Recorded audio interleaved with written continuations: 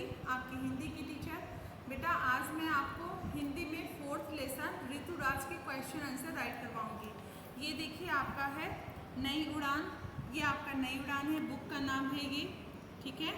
और आपके ये 4th लेसन, ठीक है, ये 4th लेसन ऋतुराज, ये मैंने आपको पूरा एक्सप्लेन कर दिया था और अब मैं आपको इसके क्वेश्चन आंसर समझाऊंगी। और शब्दार्थ, पर्यायवाची शब्द, विलोम शब्द, इसमें जितना भी दिया है मैं आपको वो पढ़ के अच्छे से समझाते जाऊंगी, ठीक है। तो चलिए हम स्टार्ट करते हैं। चलिए बेटा अब मैं आपको 4th लेसन ऋतुराज समझा देती हूँ। ये आपका क्लास 4th का लेसन 4th है, ऋतुराज। इसके पहले मैंने अपनी वीडियो में बेटा आपको इस पूरी ऋतुराज को अच्छे से समझा दिया है, पूरे एक्सप्लेन कर दिया है इस पोएम को। आप अगर मेरे उस वीडियो को नहीं देखे हैं बेटा, आप ओपन करके उसको देख लीजिए तो आपको बहुत अच्छे से समझ में आ जाएगा। इसमें कुछ टफ वर्ड्स हैं बेटा जिसको मैंने अंडरलाइन किया है रेड पेन से। आपको प्रॉब्लम्स होती है पढ़ने में तो आप इस कठिन शब्दों को अपनी कॉपी पे राइट करके उसे याद कर लीजिए, तो आपको इस पोएम को पढ़ने में कोई भी प्रॉब्लम्स नहीं आएगी, ठीक है। तो आप ये काम कर सकते हैं क्योंकि इसको करने से आप टफ वर्डों को आराम से पढ़ लेंगे। तो चलिए अब हम इसको समझाते हैं। इसके आगे है शब्दार्थ, ठीक है।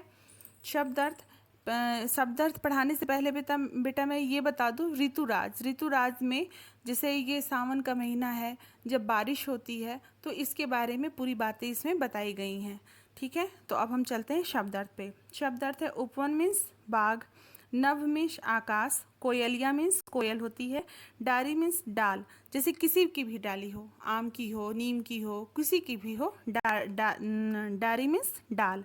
ऋतुराज मीन्स ऋतुओं का राजा, न्यारी मीन्स अलग भिन्न, अमिया मीन्स अम्बिया, जो वो टिकोरा होती है, आम की छोटी छोटी टिकोरा होती है उसे हम अमिया कहते हैं। फुलवारी मीन्स फूलों का बाग, फुलवारी मीन्स होता है फूलों का बाग, जैसे फूलों का बाग होता है ना उसे हम फुलवारी कहते हैं। ऊपर दिया है ये देखिए पर्यायवाची शब्द। पर्यायवाची शब्द आपको पता ही है कि किसी एक शब्द के अगर कई सारे अर्थ निकले उसे हम पर्यायवाची शब्द कहते हैं। जैसे किसी एक शब्द, जैसे कोयल है, कोयल को हम कई नामों से बोलते हैं, ठीक है। तो हम राजा को हम कई नामों से, हर एक के अनेक अर्थ होते हैं, उसे हम पर्यायवाची शब्द कहते हैं। तो यहाँ पर देखिए कोयल का दिया है कोकिला पिक, फूल का है सुमन प्रसन्न, उपवन बगीचा बाग। फिर जस्ट उसके बगल में दिया है विलोम शब्द। विलोम शब्द मीन्स अपोजिट वर्ड, अपोजिट, ठीक है। अपोजिट मीन्स उल्टा, है ना। विलोम शब्द मीन्स अपोजिट, अपोजिट मीन्स उल्टा, सबके एक ही जैसे एक अर्थ होते हैं जैसे विलोम शब्द, ठीक है। विलोम शब्द को देखिए, फूल का होता है कांटा, जस्ट उसका अपोजिट है, फूल का कांटा हुआ ना, और कांटा का फूल, खिलना मुरझाना। नभ मीन्स धरा।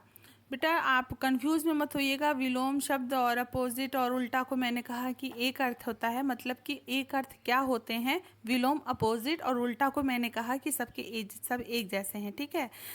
मगर विलोम मीन्स होता है आपका जस्ट उसका उल्टा, रात का दिन, सुबह का शाम, आगे का पीछे, है ना, काला का सफ़ेद। चलिए अब हम आते हैं प्रश्नोत्तर पे। बेटा आपको जो इसमें प्रश्नोत्तर दिख रहे हैं आपको ये राइट नहीं करना है, मैं आपको अलग से राइट करके दे दूँगी, आप उसी को अपने कॉपी पे राइट कीजिएगा, क्योंकि इसमें थोड़े अच्छे से नहीं लिखे हैं तो आपको समझ में नहीं आएंगे वर्ड्स, तो आपको मैं अलग से पिक दे दूँगी, आप वो कॉपी पे अपने राइट कर लीजिएगा। फिर जस्ट उसके नीचे है कविता की पंक्तियाँ पूरी करो।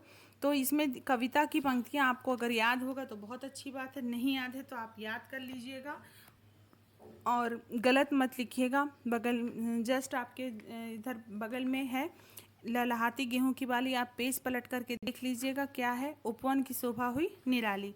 वैसे ही जस्ट नीचे है नभ में इंद्रधनुष की लाली, कुहुक हुई कोयलिया काली, उसके नीचे जो लिखा है आप ऐसे ही देख देख के पूरा इसको कंप्लीट कर लीजिएगा। अब आइए बेटा थर्ड पे, सही वाक्य पर सही और गलत पर गलत का निशान लगाओ।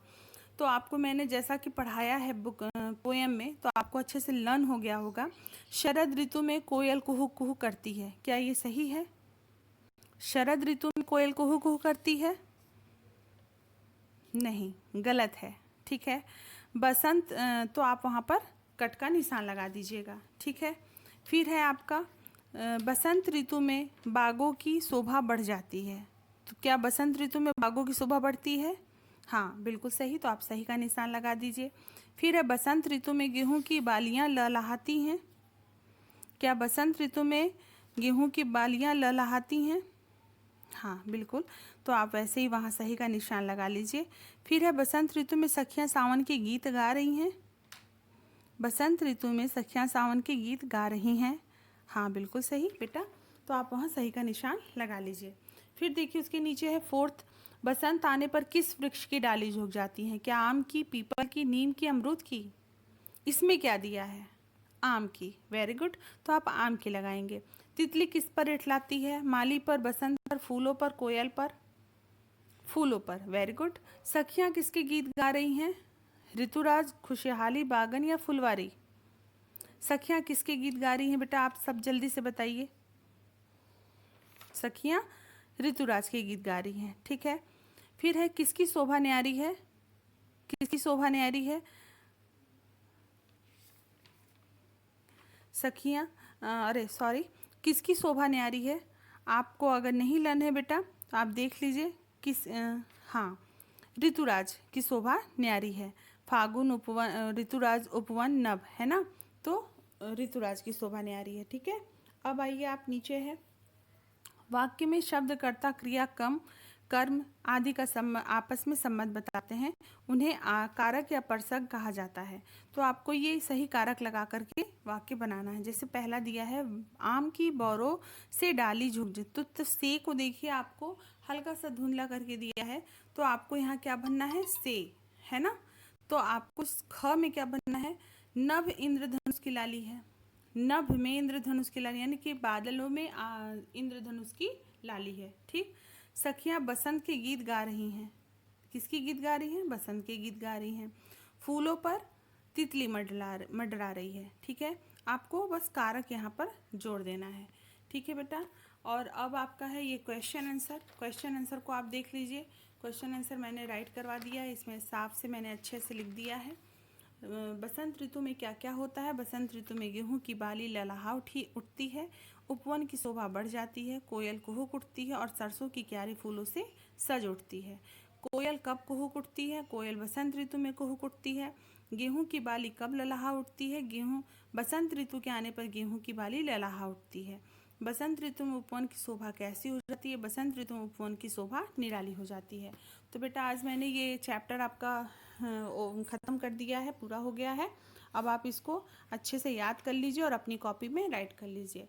Thank you, have a nice day.